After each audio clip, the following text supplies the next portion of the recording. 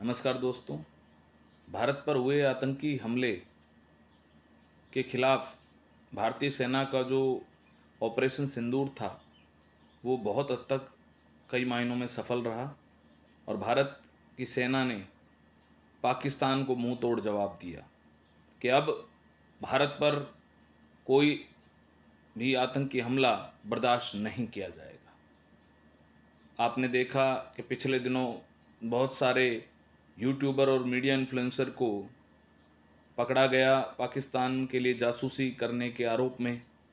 और अब धीरे धीरे ये देश के अंदर छिपे हुए शत्रु बाहर निकल कर आ रहे हैं। भारत की सेना पाकिस्तान से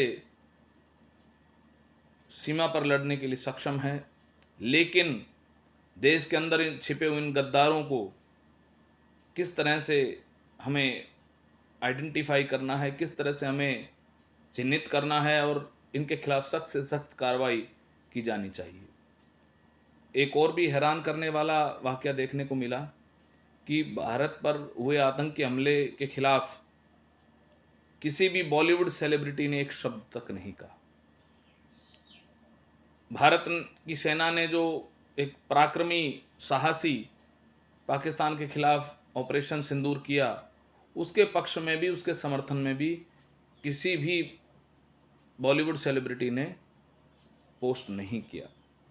ये बड़े आश्चर्य की बात है कि ये दोगले बॉलीवुड के सेलिब्रिटी, ये लोग फिलिस्तीनी इजरायली मामलों पर तो तुरंत स्टोरियां लगाते हैं। रफ़ा के लिए जो जगह है रफ़ा, वहाँ पर कुछ भी होता है तो इनके दिल में दर्द उठता है। लेकिन जिस देश का ये लोग खाते हैं, जिस देश में ये लोग रहते हैं, जहाँ से ये धन कमाते हैं, अपनी आजीविका चलाते हैं, उस देश के प्रति इनके मन में कोई संवेदना, कोई पीड़ा नहीं है। और इन लोगों को बायकॉट किया जाना चाहिए और इन गद्दारों से हमें अपने देश को सुरक्षित करने का प्रयास करना चाहिए। ये मीडिया के लोग और कुछ तथाकथित इन्फ्लुएंसर इतने दोगले हैं कि ये लोग पाकिस्तान के प्रति जो प्रेम है इनका, वो बार बार देखने को हमें मिलता है। ये लोग भारत के लिए, भारत के लोगों पर हो रहे जो आतंकी हमले, उनके खिलाफ इनके मुंह से एक शब्द तक नहीं निकलता, लेकिन पाकिस्तान के लोगों और पाकिस्तान की सहायता के लिए ये लोग सदैव तत्पर रहते हैं। इतना पाक प्रेम इनके मन में कैसे है और ये भारत की धरती पर फिर कैसे रह जाते हैं, इस पर हमें विचार किया जाना चाहिए।